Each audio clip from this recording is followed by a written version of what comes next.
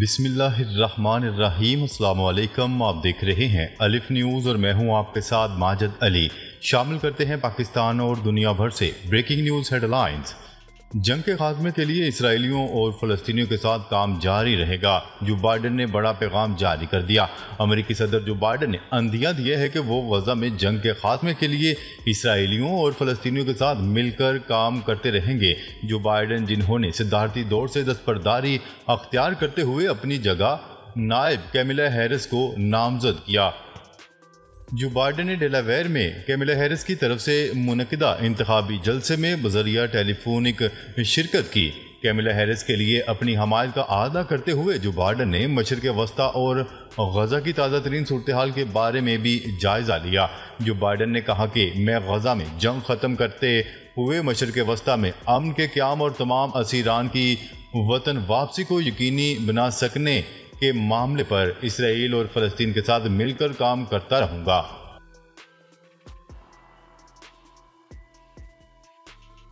فلسطینی مجاہدین کے ہاتھوں متعدد اسرائیلی فوجیوں کی ہلاکت۔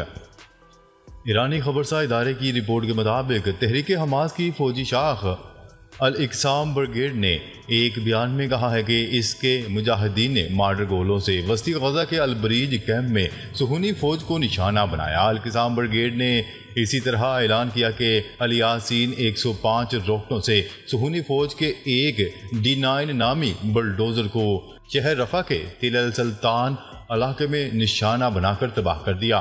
اسی طرح اس نے تل السلطان علاقے میں ہی ایک مرکاوا ٹینک کو بھی الیاسین سے نشانہ بنا کر تباہ کر دیا۔ الاقصام بریگیڈ کے مجاہدین کے مطابق تل السلطان کے الفرقان محلے میں واقع ایک گھر میں موجود کئی فوجیوں کو بھی بم دھماکے سے ہلاک اور زخمی کر دیا۔ ساتھ ہی اسرائیلی فوج نے بھی اعتراف کیا ہے کہ غزہ کی پٹی میں گزشتہ 24 گھنٹوں کے دوران لڑائی میں اس کے 7 فوجی زخمی ہوئے ہیں۔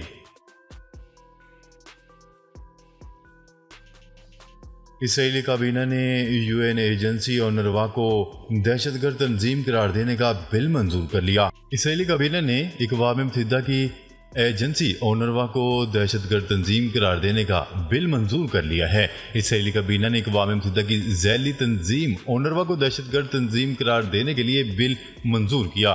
بین الاقوامی خبرساز ادارے کی رپورٹ کے مطابق اسرائیلی کابینہ نے اونروا سے متعلق 3 بل کثرت رائے سے منظور کیے۔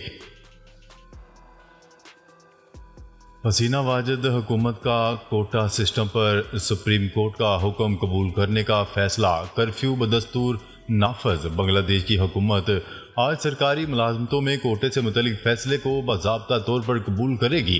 غیر ملکی خبرساز ایجنسی کی رپورٹ کے مطابق دارالحکومت ڈھاکہ سمیت دیگر شہروں میں دوسرے روز بھی حالات پرسکون رہے، مگر ملک میں کرفیو برقرار ہے، جبکہ انٹرنیٹ اور ٹیلی کام سروسز بھی بدستور بند ہیں۔ رپورٹ کے مطابق طلبہ نے حسینہ واجد حکومت کو پرتشدد کریک ڈاؤن پر معافی مانگنے اور یونیورسٹیوں کو دوبارہ کھولنے سمیت 8 مطالبات پورے کرنے کے لیے 48 گھنٹے کی ڈیڈ لائن دی تھی۔ دوسری جانب بنگلہ دیشی وزیر اعظم شیخ حسینہ واجد نے ملک میں پرتشدد واقعات اور حالات خراب کرنے کا الزام اپنے مخالفین پر ڈالتے ہوئے کہا کہ ہم کبھی کرفیو نہیں لگانا چاہتے تھے، ہمیں لوگوں کی حفاظت کے لیے کرفیو لگانے پر مجبور ہونا پڑا۔ جیسے ہی حالات معمول پر آئیں گے تو کرفیو اٹھا لیا جائے گا۔ بنگلہ دیش مظاہرین کو دیکھتے ہی گولی مارنے کا حکم واپس لے، امریکہ نے واضح پیغام جاری کر دیا۔ امریکہ نے بنگلہ دیش کی حکومت سے مطالبہ کیا ہے کہ وہ مظاہرین کو دیکھتے ہی گولی مارنے کا حکم واپس لے۔ امریکہ نے بنگلہ دیش سے طلبہ مظاہرین کو دیکھتے ہی گولی مارنے کا حکم فوری طور پر واپس لینے کا مطالبہ کر دیا۔ ترجمان امریکی محکمہ خارجہ میتھیو ملر نے نیوز کانفرنس میں بنگلہ دیش میں پرتشدد واقعات پر تشویش کا اظہار کرتے ہوئے کہا کہ امریکہ کو بنگلہ دیش میں موبائل فون اور انٹرنیٹ کی بندش پر گہری تشویش ہے۔ انہوں نے کہا ہے کہ ہم بنگلہ دیشی حکومت سے انٹرنیٹ سروس بحال کرنے کا مطالبہ کرتے ہیں۔ ترجمان نے پریس کانفرنس میں مظاہرین کو دیکھتے ہی گولی مارنے کے حکم کی شدید مذمت کی۔ بھارتی بحریہ کے جنگی بحری بیڑے میں آگ بھڑک اٹھی۔ بھارتی بحریہ کے جنگی جہاز INS برہم پترا میں مرمت کے دوران آگ بھڑک اٹھی۔ غیر ملکی خبرساز ادارے کی رپورٹ کے مطابق اچانک بھڑکنے والی آگ پر فائر فائٹر نے کافی جدوجہد کے بعد قابو تو پا لیا، تاہم آگ لگنے سے جنگی جہاز کا کافی نقصان ہوا۔ رپورٹ کے مطابق جنگی جہاز INS برہم پترا میں اس وقت آگ لگی جب اس کی مرمت کا کام جاری تھا۔ جہاز کے عملے نے ریسکیو ٹیم کو اطلاع دی، جس کے بعد ریسکیو ٹیم نے موقع پر پہنچ کر آگ پر قابو پایا۔ ترجمان نے مزید بتایا کہ حادثے میں کسی قسم کا جانی نقصان نہیں ہوا۔ اسرائیل کے فوجی ٹینکوں کے مغربی کنارے پر چڑھائی، 5 فلسطینی شہید۔ اسرائیلی فوج کے ٹینکوں نے مغربی کنارے میں طولکرم کے پناہ گزین کیمپ پر چڑھائی کر دی، جس کے نتیجے میں 2 خواتین سمیت 5 فلسطینیوں کو شہید کر دیا گیا۔ عالمی خبرساں ادارے کی رپورٹ کے مطابق اسرائیلی فوج کے ترجمان کا کہنا ہے کہ طولکرم پناہ گزین کیمپ میں فلسطینی مزاحمتی تنظیم عوامی کمیٹی کے سربراہ فیصل سلامیہ کی موجودگی کی اطلاع پر سرچ آپریشن کیا گیا۔ فلسطینی ہلال احمر کے ترجمان نے بتایا کہ طولکرم میں کارروائی کے دوران اسرائیلی فوج نے ایک 30 سالہ نوجوان کو گولیاں مار کر شہید کر دیا۔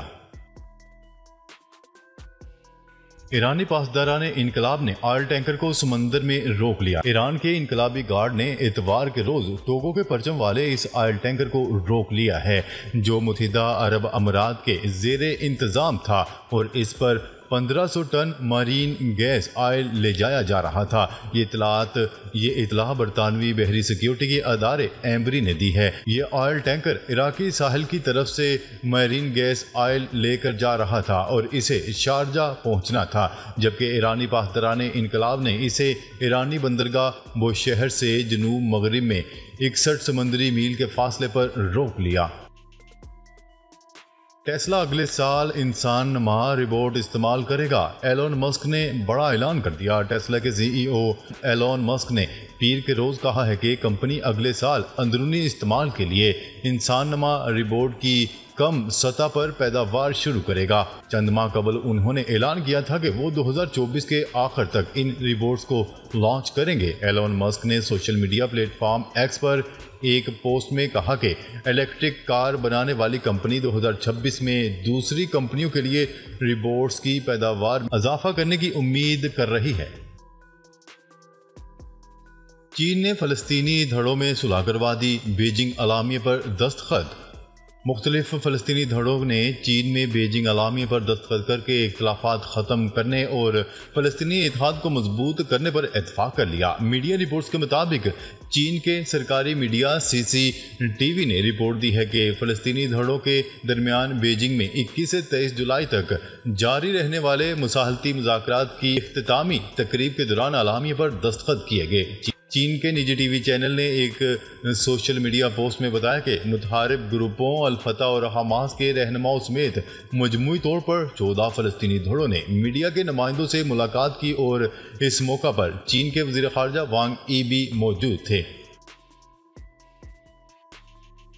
نائب امریکی صدر کیملا ہیرس کو ڈیموکریٹک پارٹی کا صدارتی امیدوار بننے کے لیے کئی اہم ڈیموکریٹ گورنروں کی حمایت حاصل ہوگی۔ امریکی ریاست میشیگن، لینائے، منیسوٹا، وسکونسن اور کینٹکی کے گورنروں نے کیملا ہیرس کی حمایت کا اعلان کر دیا۔ اب تک 50 سے زیادہ ڈیموکریٹک ارکان کانگریس کیملا ہیرس کی حمایت کر چکے ہیں۔ اگست میں ڈیموکریٹک پارٹی نے نیشنل کنونشن میں صدارتی امیدوار کو باقاعدہ نامزد کیا جائے گا۔ ڈیموکریٹس نیشنل کنونشن ریاست میشیگن میں 19 سے 22 اگست تک ہوگا۔